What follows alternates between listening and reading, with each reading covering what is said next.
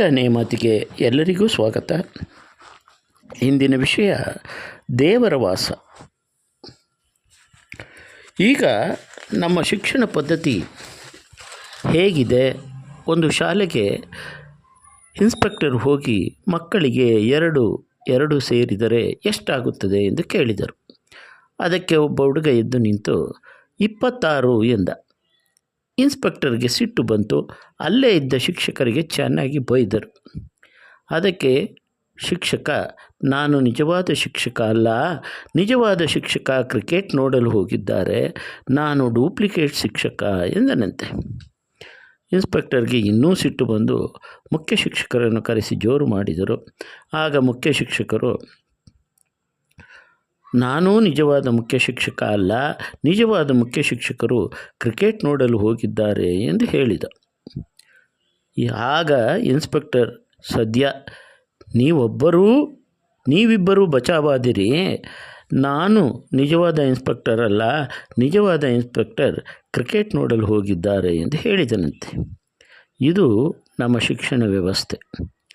ಚೀನಾದ ಒಬ್ಬ ತತ್ವಜ್ಞಾನಿ, ಶಿಕ್ಷಕ ಮೊದಲು ತನ್ನ ವೃತ್ತಿಯನ್ನು ಪ್ರೀತಿಸಬೇಕು, ತಾನು ಕಲಿಸುವ ವಿಷಯವನ್ನು ಪ್ರೀತಿಸಬೇಕು, ಅಲ್ಲದೆ ಮಕ್ಕಳನ್ನು ಕೊನೆಯ ಪಕ್ಷ ತನ್ನ ಮಕ್ಕಳನ್ನಾದರೂ ಪ್ರೀತಿಸಬೇಕು ಎನ್ನುತ್ತಾರೆ.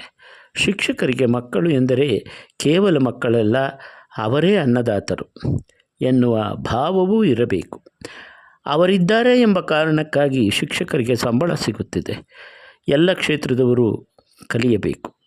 ಧಾರ್ಮಿಕ ಕ್ಷೇತ್ರವು ಹೊಲಸಾಗಿದೆ.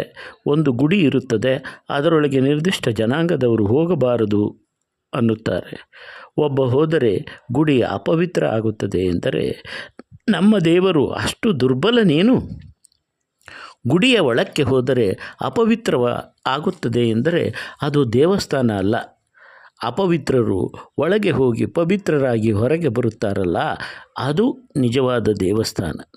ದೇವರು ಎಲ್ಲಿ ವಾಸವಾಗಿದ್ದಾನೆ ಎಂದರೆ ಎಲ್ಲಿ ಸ್ವಚ್ಛತೆ ಇದೆಯೋ ಅಲ್ಲಿ.